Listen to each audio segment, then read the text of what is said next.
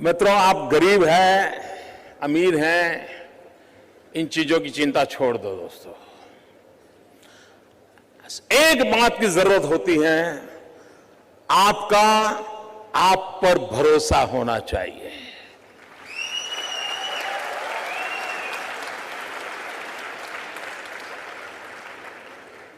मित्रों, मेरे परिवार में 7 पीढ़ी में राजनीति का रवि मालूम नहीं है।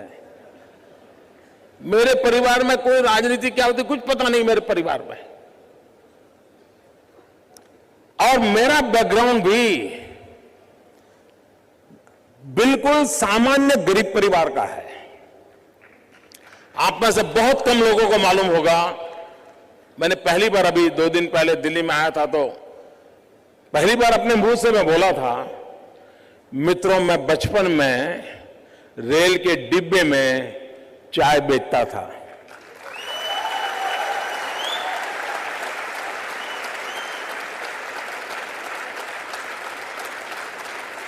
और आज आपके सामने खड़ा हूं।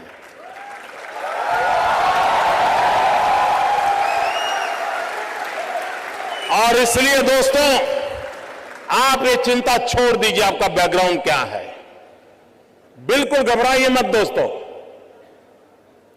आप किस परिवार में पैदा हुए हो, किस अवस्था में पैदा हो, चिंता छोड़ दीजिए दोस्तों। अगर आपके दिल में समाज के लिए, देश के लिए करने की आग है, निकल पड़िए दोस्तों, रास्ता अपने आप मिल जाएगा।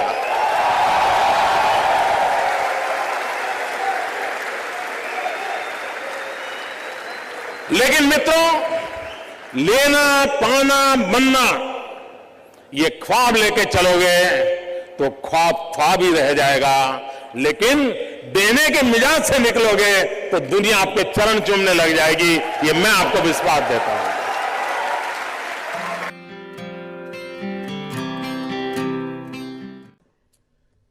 स्टार्टअप, मैं कल एडम से बात कर रहा था तो बड़ा इंटरेस्टिंग है, उसको मिलने जैसा है। उसको हिंदुस्तान की स्पिरिचुअल दुनिया में बड़ा इंटरेस्ट है। लेकिन उसने मुझे एक बात अच्छी बताई। वो कह रहा है जो पैसे कमाने के इरादे से आता है वो कभी स्टार्टअप कर ही नहीं सकता।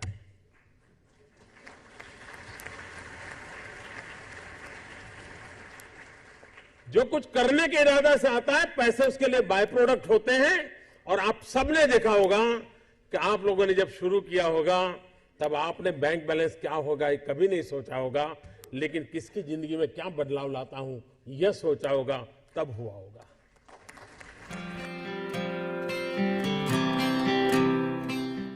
मित्रों, कभी कभी नौजवानों की जिंदगी में कठिनाई आती है। सुबह अगर किसी क्रिकेटर की अखबार में फोटो देख ली, उसकी बड़ी वाहवाही हुई देख ली, तो मन करता है यार क्रिकेटर बनना अच्छा होगा। दोपहर को किसी टीवी चैनल पर किसी फिल्मी कलाकार का नाम रोशन दिखता रहा तो मन करता नहीं यार ये अच्छा है। शाम को किसी डॉक्टर ने बहुत अच्छा काम किया है देख लिया तो मन करता है यार ये अच्छा है। यानी कई नौजवान मिलेंगे आपको, हफ्ते में 3 नई नई योजनाएं बताएंगे और आप भी परेशान हो गए। यार पिछले हफ्ते तो कह रहा था कि मुझे बिजनेसमैन बनना है और इस हफ्ते कह रहा है नहीं मुझे तो पॉलिटिशियन बनना है। मित्रों, ज्यादातर लोग ऐसे हैं जिनकी इच्छाएं रोज जन्म लेती हैं और ज्यादातर इच्छाओं का बाल मृत्यु हो जाता है। मित्रों, ऐसी क्या इच्छा होती है जिसका बाल मृत्यु हो जाए? कुछ लोगों की तो इच्छा ऐसी होती है जिसका गर्भधारण ही नहीं होता।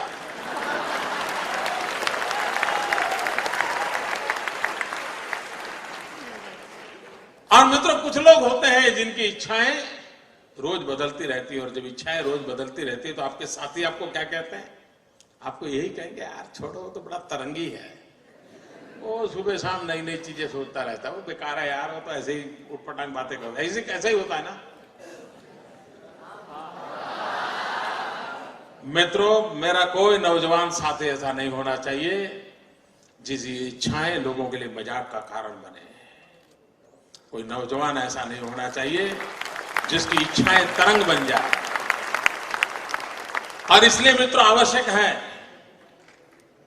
और कोशिश करनी चाहिए। इच्छा बुरी चीज नहीं है। लेकिन इच्छाओं को बदलते रहना बुरी चीज है। इच्छाएं स्थिर होनी चाहिए, और अगर इच्छा स्थिर है तो संकल्प बनती है, और संकल्प में जब परिश्रम जुड़ता है तो सिद्धि बन जाती है। और इसलिए इच्छा प्लस स्थिरता इज इक्वल टू संकल्प, संकल्प प्लस परिश्रम इज इक्वल टू सिद्धि। इस छोटे से अर्थ अलजेब्रा के समीकरण को लेकर के हम जिंदगी को बनाने की कोशिश करेंगे तो मैं मानता हूं मित्रों कि हम जीवन में कभी विफल नहीं हो सकते।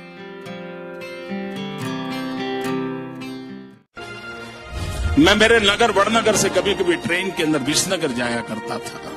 एक 12-15 साल का किशोर जिसको पोलियो हुआ था, कमर के नीचे का शरीर काम नहीं कर रहा था, वो मुश्किल से ट्रेन के अंदर चढ़ गया।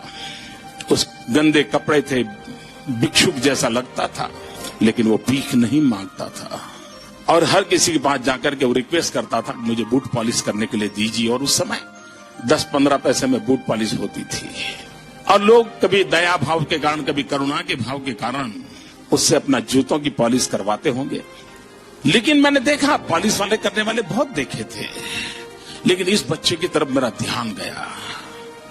मैं देख रहा था क्या कर रहा है। उसने क्या किया, अपने गंदे टूटे फूले झोले में से उस दिन का टाइम्स ऑफ इंडिया निकाला और उस पर लिखा था, ग्राहक के प्रति उसने लिखा था कि आज का दिन बहुत ही शुभ हो, आपकी यात्रा शुभ हो, आपके सारे काम सिद्ध हो। अंग्रेजी में उसने एक छोटा वाक्य लिखा था। और जैसे ही उसने जूते दिए पॉलिश करने के लिए तो इसने उनके हाथ में टाइम्स ऑफ इंडिया पकड़ा दिया। उस ग्राहक को भी लगा कि 10 पैसे में पॉलिश हो रही है और 1 रुपये का अखबार पढ़ने को मिल जाता है। इस घटना को मैं देख रहा था तो मैंने उस बालक को पूछा, मैंने कहा भाई तुम हो कौन? बोले मैं कर्नाटक का हूं, कोई परिवार में है नहीं, मेरी शरीर की हालत अच्छी नहीं है, लेकिन मैं सम्मान से जीना चाहता हूं, इसलिए मैं यहां पहुंच गया हूं, करते करते काम कर रहा हूं। और बोले मैं लोगों की सबसे अधिक सेवा करना चाहता हूं। बोले हर दिन सुबह एक टाइम्स ऑफ इंडिया खरीद लेता हूं और दिन भर में 25-30 लोगों की जब पॉलिश करता हूं, 5 मिनट 7 मिनट पॉलिश करता हूं, उतनी देर वो अखबार पढ़ लेते हैं और मुझे आशीर्वाद भी देते हैं, पैसे भी देते हैं। मैंने इस दृश्य को देखा तब मुझे गीता पूरी तरह समझ आ गई। मुझे लगा इसको कहते हैं योग कर्मशु कौशलम। पॉलिश करने वाले काम को उसने योग बना करके जिस प्रकार से उसमें प्रोफेशनलिज्म ला करके काम किया था, और यही तो योग कर्मशु कौशलम है जो जिंदगी को जोड़ देता है, कार्य में जीवन को जोक देता है। वो यौगिक अवस्था को प्राप्त करके जीवन में एक अद्भुत अनुभूति का एहसास करता है।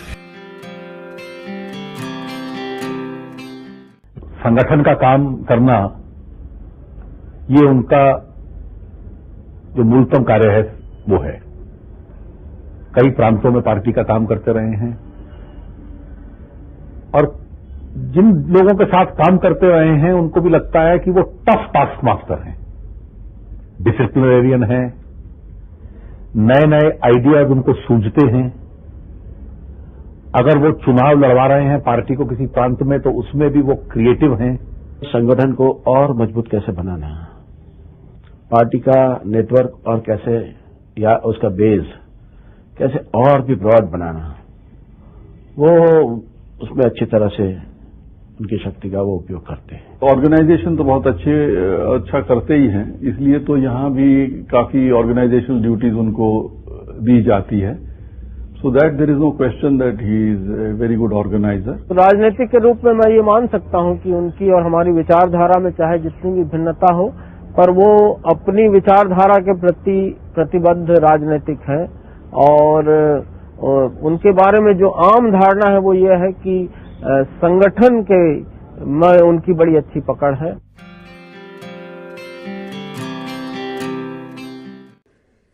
क्योंकि ज्यादातर ये फर्स्ट जनरेशन एंटरप्रेन्योर है, ऑल स्टार्टअप्स। और जब कुछ सोचा होगा नहीं बेटे अपना काम नहीं तो कहीं नौकरी कर ले,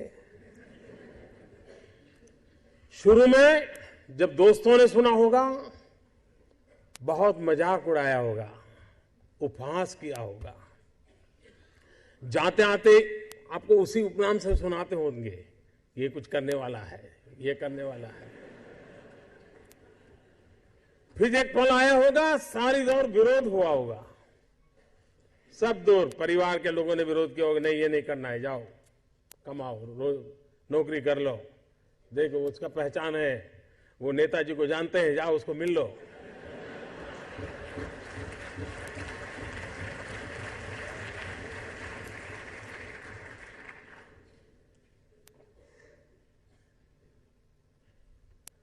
उस विरोध के बावजूद भी जो टिके होंगे, आज सब लोग कहते होंगे कि यार इसने तो कमाल कर दी, कुछ ऐसा मुझे भी करना है। हर किसी के स्टार्टअप की जिंदगी की यही कहानी है।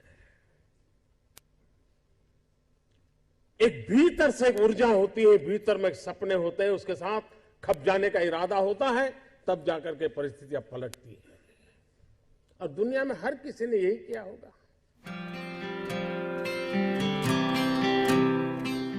आपके जीवन में आप उस अवस्था में है, उस अवस्था में इतना पसीना बहाना चाहिए, इतना पसीना बहाना चाहिए, साथियों को लगना चाहिए कि यार ये एक बड़ा अवसर ऐसा है, खुद मेहनत करता है तो और औरों को कभी कहना नहीं पड़ता है, फिर सब लोग दौड़ते हैं।